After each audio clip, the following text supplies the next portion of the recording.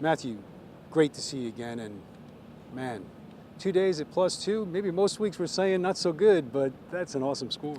Yeah, I mean, it got tricky today. I mean, it's a long day. It's hard to keep your focus and to play, 30 holes on a US Open golf course. It's hard enough to get through 18 and, mentally and not make any mistakes. So to have a full day, 30 holes, and to get through it in pretty good shape, I'm wrapped with.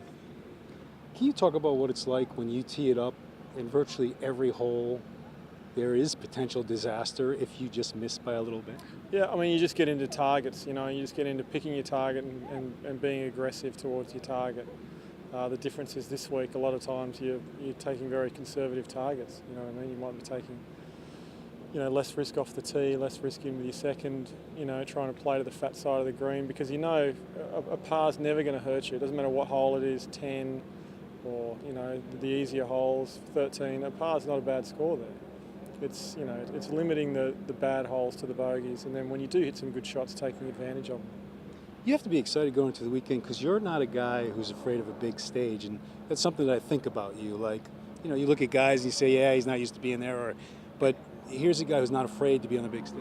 Yeah, I mean, it just comes down to executing. I mean, you just have to play well. I mean, it doesn't matter how comfortable you are. If you don't play well, you can be the most comfortable, relaxed person in the world out there. You're not going to have a good weekend. So, it's about being relaxed, and I feel pretty comfortable, and that's really my theme for the whole week is just not to get too excited about stuff and just to go and play. But, you have to play well. It's a tough golf course. You feel comfortable, but can you get comfortable on this golf course? Yeah, I mean, you can, but I mean, they do set it up to a point where there are some holes that you think are, your opportunities, and all of a sudden you see where the flag is, and it becomes like a real red flag, where you can't go at it.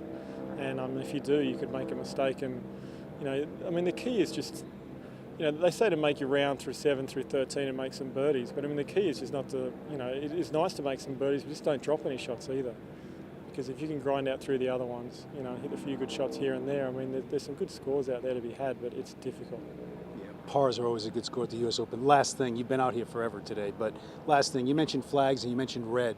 There are no flags out here, there are red baskets. That's right. What kind of effect, or how does that play into this game?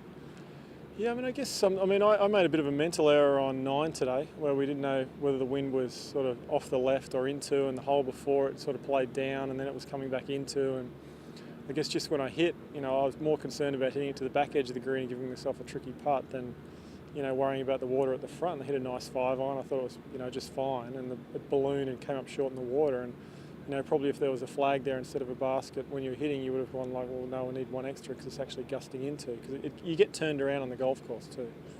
Yeah, man, as always, it's great to see you. Keep it going. Thanks, man. Cheers, mate. All the best, man.